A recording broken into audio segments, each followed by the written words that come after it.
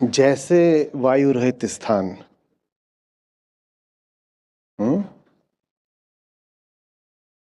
जैसे, ये तो बहुत बड़ा जैसे हो गया ना। शुरू ही कर रहे हैं श्री कृष्ण क्या कह के? जैसे वो दीप वहां होता है, यथा दीपो। पर ऐसा जिंदगी में तो देखने को मिलता नहीं कि हवा ना चल रही हो। हवा तो छोड़िए, टर्बुलेंस किस किस को मिली फ्लाइट में? कईयों को तो इतनी मिली है कि अभी तक आ ही नहीं पाए। वो चलते समय ही सुबह फोन कर रहे थे इनको कि भाई हम फ्लाइट लेट होती जा रही, हम तो 12 बजे तक पहुंचेंगे, अभी आएंगे सब।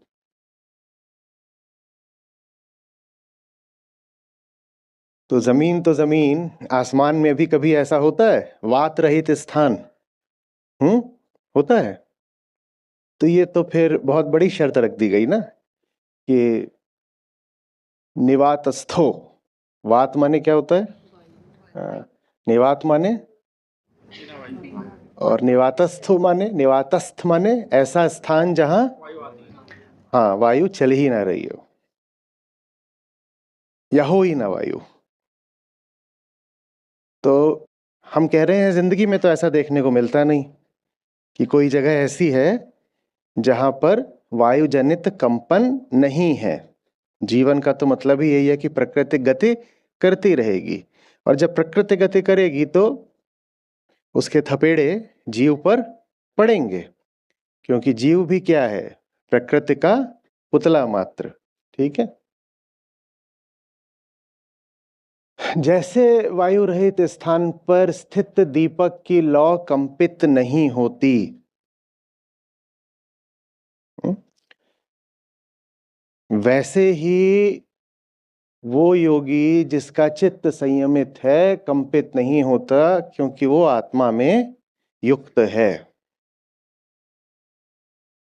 संयमित चित्त वाला योगी जीवन में वैसे ही कंपित नहीं होता जैसे दिया रखा हो और हवा ना चल रही हो तो लौ स्थिर प्रतीत होती है।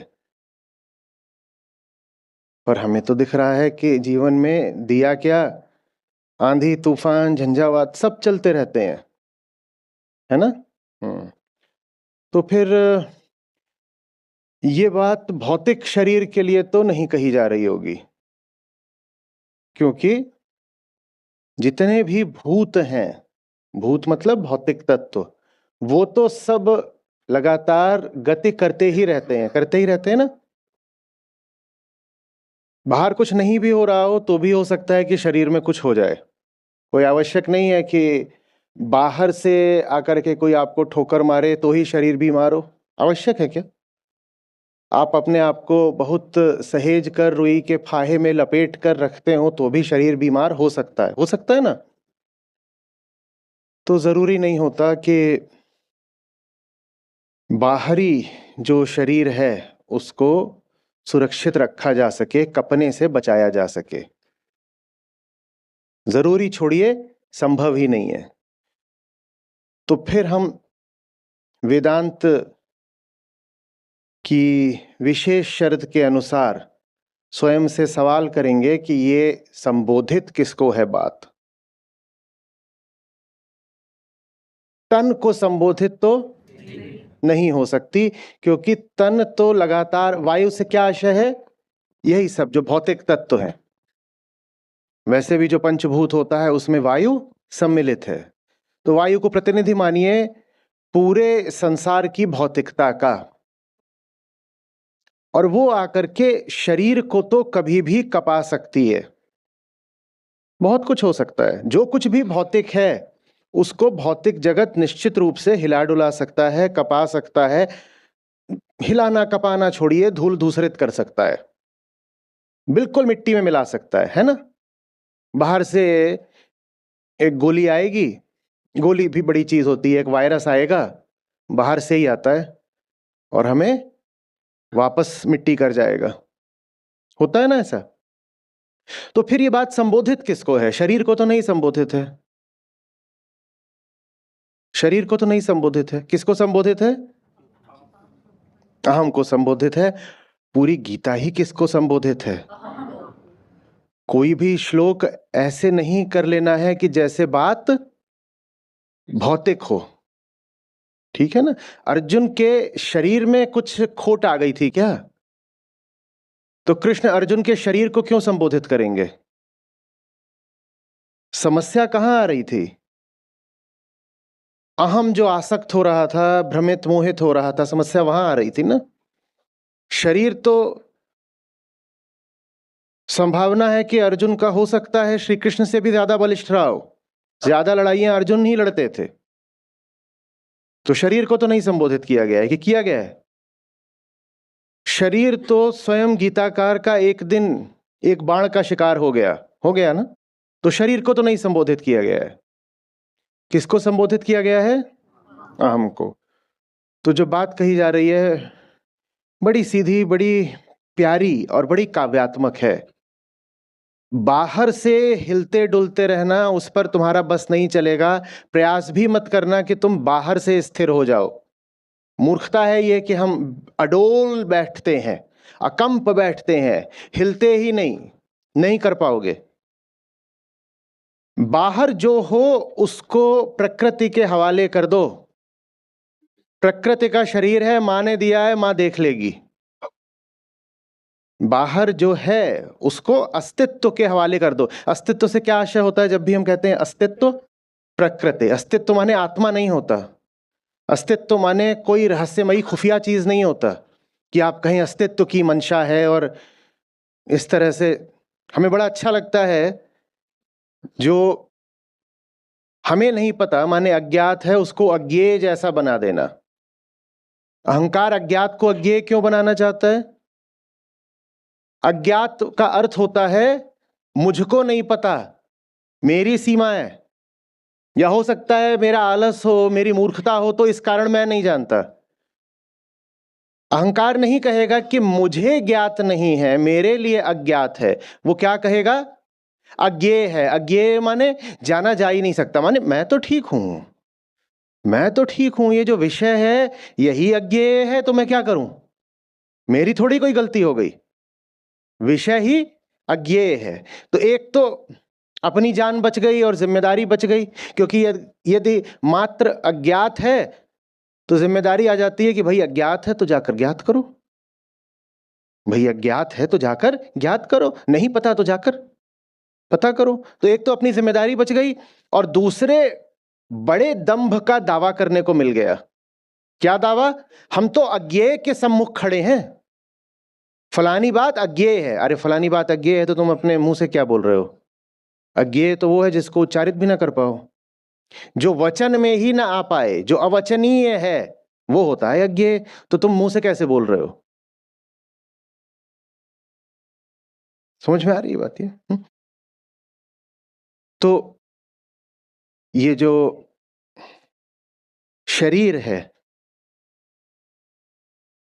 इसके तल पर वो सब नहीं साधना है जो साधा मात्र अहंकार के तल पर जा सकता है।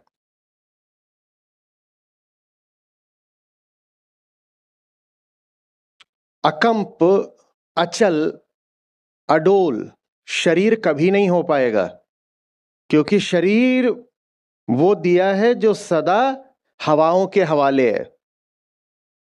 आप अपनी ओर से बहुत कोशिश कर भी लो, थोड़ी तार्किक वैज्ञानिक दृष्टि से भी देख लो, आप अपनी ओर से बहुत प्रयास कर लो, आप कहो कि मैं तो बिल्कुल स्थिर बैठा हूं। क्या आप वाकई स्थिर बैठे हो? नहीं, आप इतने ही स्थिर बैठे हो कि आंखों से लग रहा है कि स्थिर हो।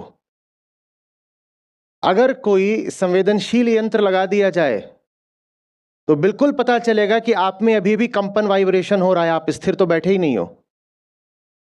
शरीर के तल पर स्थिरता संभव नहीं है, क्योंकि शरीर वो दिया है जो वात के, वायु के,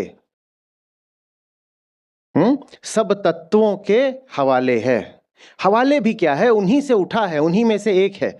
जब प्रकृति में सब कुछ निरंतर गति कर रहा है तो ये शरीर भी तो क्या है? शरीर क्या है? प्राकृतिक ही तो है ना। संभव ही नहीं है कि शरीर गति करना बंद कर दे। आप मर भी जाइए, शरीर तब भी गति करेगा। शरीर की गति रोक कर दिखाइए। क्या मुर्दा गति नहीं करता? अरे भाई, हम वो मिस्टिकल बात नहीं कर रहे हैं कि मुर्दे भी हिलते हैं, उठ गए और बहुत सारी बातें। शरीर का सड़ना भी क्या है? गति ही तो है। शरीर आपको लग रहा है कि लाश पड़ी हुई है, वो भी गति कर रही है। गति माने बदलाव। जो लाश पड़ी है वो बदलती नहीं है क्या?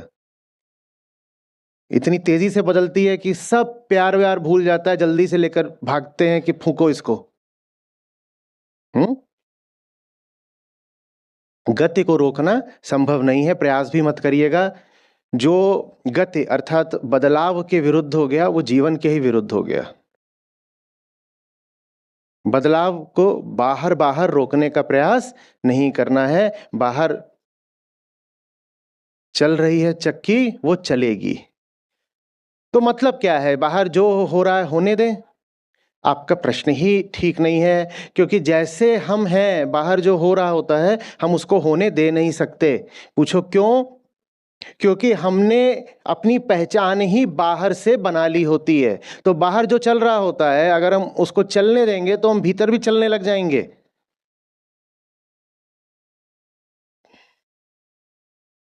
ये हॉल है, ठीक है? आप यहां बैठे हो। अगर आपके कमर में एक रस्सी बंधी हो और वो रस्सी जाती हो दूसरे छोर पर बाहर तक,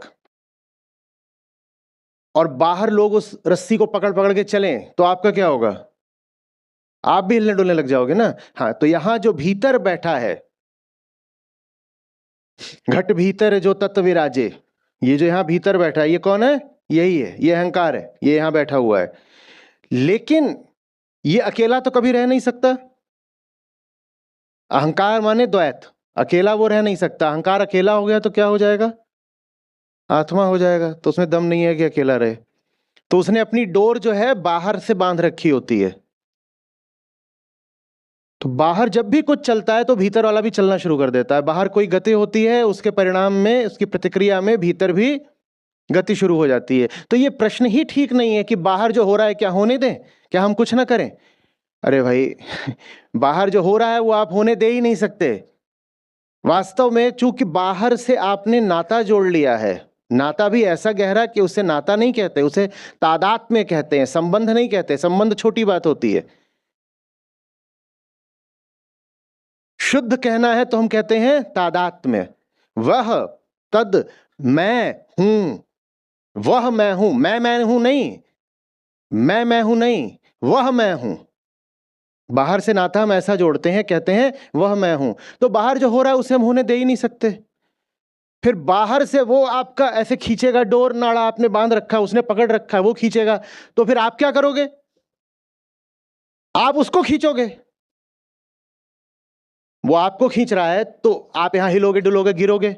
सोचो वो आपको खींच रहा है तो आपकी क्या हालत होगी? यहां पे आप बैठे हो, आपको पता भी नहीं, क्योंकि बाहर तो मात्र संयोग है। संयोग आपको किधर भी खींच सकते हैं। आप यहां बैठे हो जम करके कुर्सियों पर, और कोई इधर को खींच रहा है, कोई इधर खींच रहा है, कोई हवा में उछाल रहा है। स्वभाव क्या है? भीतर स्थिरता। और आपने अपनी डोर बांध दी है बाहर की गति से, और बाहर की गति कभी भी आयोजित हो नहीं सकती। और आपके अनुकूल हो नहीं सकती, और न ही शून्य हो सकती। चलेगी और विचित्र संयोगों से चलेगी। कोई नहीं जानता, कोई नहीं जानता कि बाहर क्या गति होगी। तो बाहर जब गति होती है तो वो आपको खींचती खांचती है, तो आप क्या करते हो? फिर आप उसको खींचते हो। इसी का नाम क्लाइमेट चेंज है।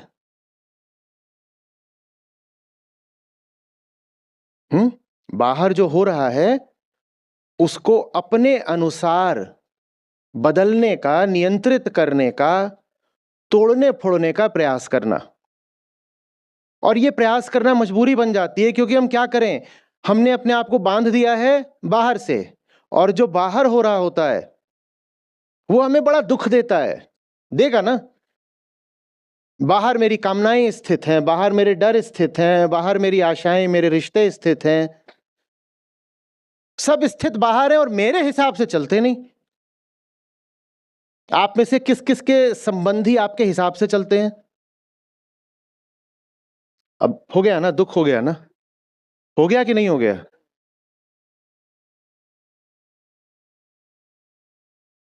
आपने अपनी कामनाएं दुनिया से जोड़ी हैं, दुनिया आपकी कामनाओं के हिसाब से चल रही है क्या?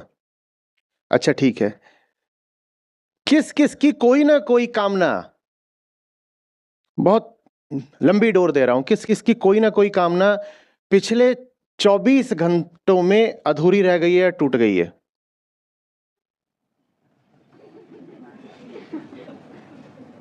बाकी महापुरुष हैं। समझ रहे हैं? अब मैं जो चाहता हूं वो सब दुनिया पर आश्रित है और दुनिया मेरे हिसाब से चलती नहीं। जब दुनिया मेरे हिसाब से नहीं चलेगी तो मैं दुनिया के साथ खींचतान करूंगा कि नहीं करूंगा? मैंने यहां पर अपनी कमर में बांधी एक रस्सी, ठीक है, और वो रस्सी दे दी वहां उनके हाथ में। मैं चाहता हूं कि मैं मंच पर खड़ा रहूं, उन्हें खाना है पॉपकॉर्न और वहां बगल में लगी है सैयारा, ठीक?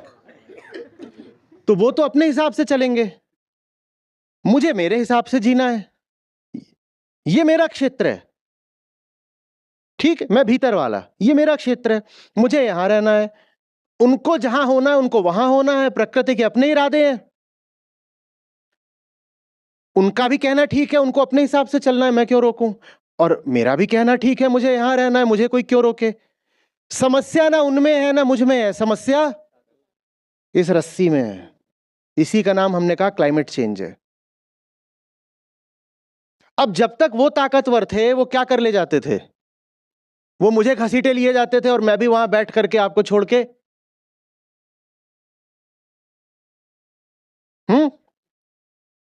सैयारा या सरदार संसो जो भी पिक्चरें आई हैं सब मैं देख रहा हूं बैठकर। लेकिन समय बीता, मेरे हाथ में आर्थिक, तकनीकी, सामरिक हर तरह की ताकत आ गई, मैं ज्यादा ताकतवर हो गया। रस्सी लेकिन बंधी हुई है और कितनी भी मैंने ताकत अर्जित कर ली हो, ये ताकत कभी नहीं अर्जित कर पाया कि रस्सी रस्सी बंधी है। तो अब मैं क्या करता हूं, वो अपना काम करना चाह रहे होते हैं और मैं उनको घसीटता रहता हूं अपने मंसूबों के अनुसार। इसको क्लाइमेट चेंज कहते हैं। जो मुझे अपने लिए ठीक लगता है नहीं, प्रतीत होता है बस, है नहीं। जो कुछ मुझे अपने लिए ठीक प्रतीत होता है उसको मैं प्रकृति पर थोपना चाहता हूं, लादना चाहता हूं, आरोपित करना चाहता हूं, प्रकृति को विवश करना चाहता हूं कि वो मेरी कामनाओं का पालन करे। ये क्लाइमेट चेंज है। क्लाइमेट चेंज पूरे तरीके से आध्यात्मिक समस्या है। आध्यात्मिक समस्या माने ये रस्सी जनित, अज्ञान जनित, तादात्म्य जनित, और कुछ नहीं है क्लाइमेट चेंज। अभी तक क्लाइमेट चेंज फिर क्यों नहीं हुआ? क्या पहले रस्सी नहीं थी? फिर क्या नहीं था? ताकत नहीं थी। पहले मेरी इतनी ताकत नहीं थी कि ये मुझे घसीटें तो मैं इनको घसीटना शुरू कर दूं। अब काल का प्रवाह इंसान को पिछले 100 साल में पहली बार ऐसी जगह ले आया है जहां वो प्रकृति पर पूरे तरीके से हावी हो सकता है। हो सकता है नहीं, कब का हो चुका। वरना हमारे इतिहास में हमारे पास कभी ताकत नहीं थी कि हम प्रकृति को पूरे तरीके से नियंत्रित, निर्देशित कर सकें। अब पहली बार हुआ है। चूंकि अब पहली बार हमारे हाथ में ताकत आई है कि प्रकृति को नियंत्रित कर सकें, इसीलिए पहली बार ये क्लाइमेट चेंज की चीज देखने को मिल रही है और हमारी ताकत दिन प्रतिदिन बढ़ती जा रही है और रस्सी मोटी होती जा रही है। रस्सी टूटने का तो नाम ही नहीं ले रही और ताकत मेरी बढ़ती जा रही है। इसको तो मैं ऐसे ऐसे नचाऊंगा हवा में। ये कौन है? यही क्लाइमेट चेंज है। जिनको समझ में आना हो उनको श्री कृष्ण के इस श्लोक में जलवायु परिवर्तन का हल दिख जाएगा। जलवायु परिवर्तन, और यहां भी बात किसकी हो रही है? इसलिए नहीं कि वायु की बात हो रही है, दर्शन के तल पर, स्थिति को समझने के तल पर बात आ रही है समझ में। वो प्रकृति है, वो शरीर भी है, शरीर भी पूरे तरीके से प्राकृतिक है, मिट्टी है। शरीर में कोई खास रहस्य नहीं है, जादू नहीं है, दैवीयता नहीं है, कुछ नहीं है। प्रकृति का एक संयोग है मानव शरीर, और कुछ नहीं है। और चूंकि सिर्फ संयोग है, इसीलिए इतना समय लगा मनुष्य की प्रजाति को अपने इस स्थान पर पहुंचने में। अगर निर्माण हुआ होता मनुष्य के शरीर का, तो निर्माण तो यूं हो जाता है। जो भी प्रक्रिया होती है निर्माण की, वो पूरी हो जाती है। पर हम बहुत अच्छे से जानते हैं कि पृथ्वी कितनी पुरानी है, कितने बिलियन साल पुरानी है। और हम ये भी जानते हैं कि मनुष्य कितना पुराना है। 10,000 साल पहले तो बसना शुरू हुआ था, खेती शुरू हुई थी। ऐसे समझिए कि अगर पृथ्वी 1 साल पुरानी है, पृथ्वी 1 साल पुरानी है, मान लीजिए पृथ्वी बनी थी 1 जनवरी 2024 को। अगर पृथ्वी बनी थी 1 जनवरी 2024 को, तो मनुष्य बना है 31 दिसंबर 2024 की रात 12 बजने से 4 सेकंड पहले।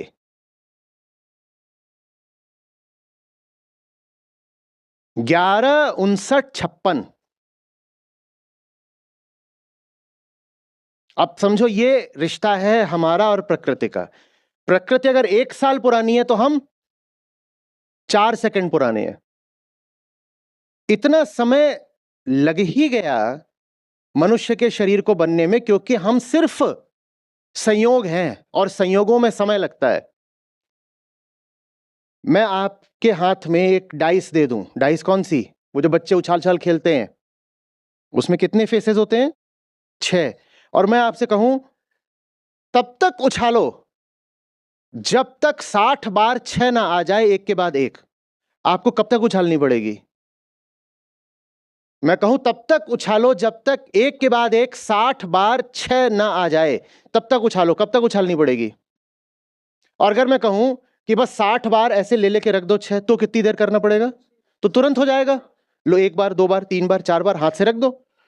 पर संयोग है, उछालने में जो आ जाता है वो एक रैंडम अकरेंस है, संयोग है।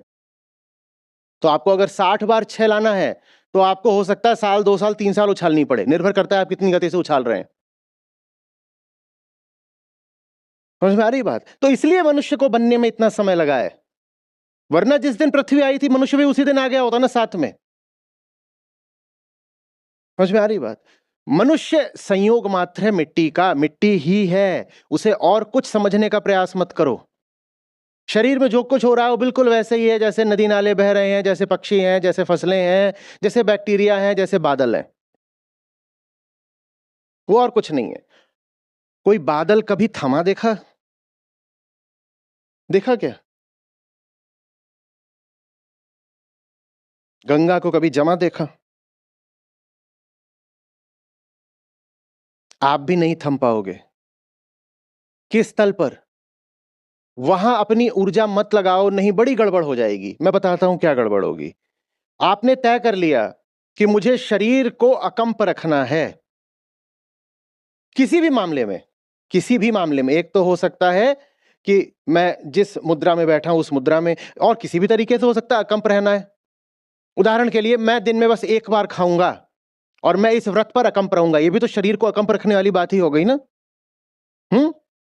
मेरे कदम उस दिशा में कभी नहीं जाने चाहिए, ये भी तो शरीर को अकंप रखने वाली बात हो गई ना, है ना। आप अगर शरीर को अकंप रखना चाहोगे तो बताओ क्या करना पड़ेगा? शरीर बंधा किससे हुआ है? शरीर प्रकृति से बंधा हुआ है। प्रकृति लगातार चल रही है, आप इसको चलाना नहीं चाहते, तो आपको प्रकृति को बांधना पड़ेगा, वही क्लाइमेट चेंज है। तो ये जो फिजूल किस्म के धार्मिक हठ होते हैं कि शरीर को बांधो, शरीर को बांधो, ये करो वो करो, ये भी क्लाइमेट चेंज के लिए उत्तरदायी है। नहीं समझ में आ रही बात? मैंने कहा मैं ऐसे रहूंगा, रस्सी खोलना मैं चाहता नहीं। जो वास्तविक अध्यात्म है वो क्या है कि मैं वो नहीं हूं, मैं ये हूं, तो रस्सी खोल दो। रस्सी मुझे खोलनी नहीं है। प्रण पूरा कर लिया है कि मैं ऐसे रहूंगा, बंधा मैं उससे हूं, वो इधर उधर मचल रहा है, तो मैं क्या करूंगा? और ज्यादा वो भागेगा तो क्या करूंगा? गोली मार दूंगा। ये प्रकृति का नाश है। झूठी धार्मिकता भी प्रकृति का उतना ही नाश करती है जितनी की भोगवादिता। भोगी भी क्या कहता है? मुझे संतुष्टि मिलेगी प्रकृति को नियंत्रित करके। उसे भी प्रकृति को नियंत्रित करना है। और जो उथली धार्मिकता होती है, लोक धर्म, वो भी क्या कहती है? मुझे शांति मिलेगी प्रकृति को नियंत्रित करके। प्रकृति को क्यों नियंत्रित करना चाहता है? क्योंकि वो शरीर को नियंत्रित करना चाहता है, और शरीर तो प्रकृति है, इसको नियंत्रित करना है तो फिर बहुत सारी चीजें नियंत्रित करनी पड़ेंगी। बात आ रही है समझ में?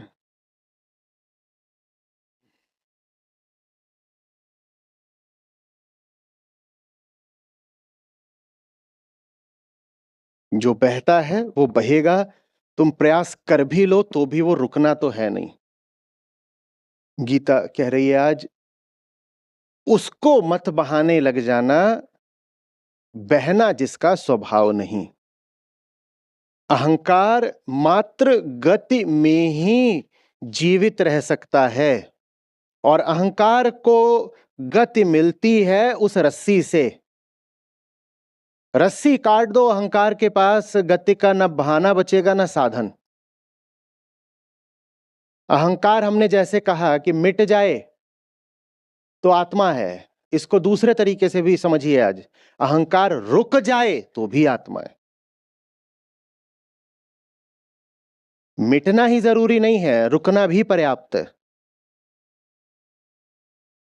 रुकना भी पर्याप्त है। बंधी रहने दो रस्सी, पर किसी ऐसे से बांध दो जो खुद गतिशील नहीं है, माने नित्य है। फिर वो प्राकृतिक तो हो नहीं सकता, क्योंकि प्रकृति में तो सब भाग ही रहा है इधर उधर। ठीक है, अहंकार है, उसे पेट पर शौक है रस्सी बांधने का, बंधी रहने दो। ले जा रस्सी आसमान में टांग दे,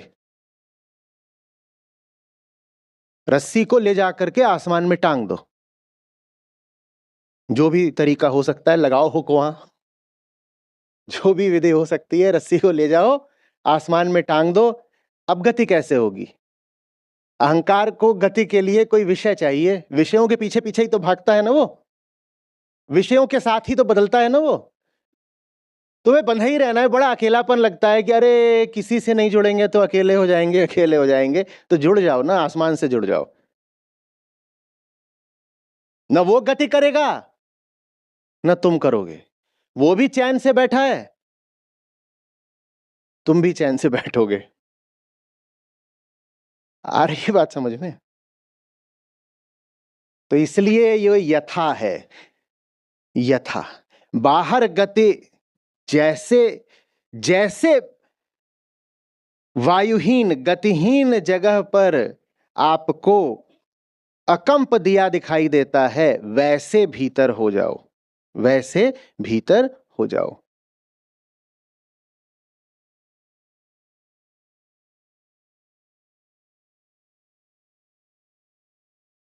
और वैसा होने के लिए जिसकी आवश्यकता पड़ती है उसको संयम कहते हैं। संयम माने विलंबित कामना नहीं होता। हम में से ज्यादातर लोगों के लिए संयम का क्या मतलब है? अभी पिज्जा चाहिए, रात में 11 बज चुके हैं, इधर उधर फोन लगाया, दौड़ लगाई, नहीं मिला, सब बंद है। संयम धरो बेटा, संयम धरो, सो जाओ, सुबह उठोगे दुकान खुल जाएगी। है ना? हमारे लिए संयम का अर्थ होता है सस्पेंडेड डिजायर, डिसॉल्व डिजायर नहीं, अंडरस्टूड डिजायर नहीं। क्या? सस्पेंडेड, विलंबित कामना, थोड़ी देर को भविष्य में धकेल दी, वो भी मजबूरी में। इसको बोलते हैं संयम। नहीं, संयम का वास्तविक अर्थ है वही रहना जो तुम हो। नित्य की अनित्य से गांठ न बांधने को संयम कहते हैं।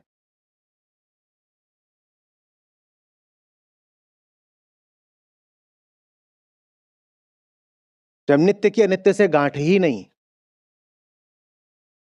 तो फिर संयम की आवश्यकता भी नहीं ना। कौन से संयम की? जो आम किस्म का होता है, जिसमें कामना बची रहती है पूरी तरह से, पर कामना पर ढक्कन धरा जाता है। कामना तो है पर उस पर ढक्कन लगाकर बैठे हैं मजबूरी में। इसको क्या बोलते हैं? हाँ, सस्पेंडेड डिजायर, संयम। साधारण किस्म का संयम ये नहीं है संयम। यम शब्द ही बहुत महत्वपूर्ण है, उस पर ही गौर करेंगे तो समझ में आ जाएगा। योग सूत्र में यम नियम आते हैं ना, तो यम से आशय ही होता है आध्यात्मिक प्रक्रिया का शुरू होना। और शुरू होने का मतलब ये नहीं कि वहां बेबी स्टेप्स होते हैं, वहां शुरुआत में ही बात आ जाती है, फिर ब्रह्मचर्य, आचौर्य, ये सब वहीं आना शुरू हो जाता है। छोटी बात नहीं, वहां शुरुआत ही बड़ी बात से होती है। अब बड़ी बात का आपको छोटा मतलब निकालना है तो आप निकाल लो।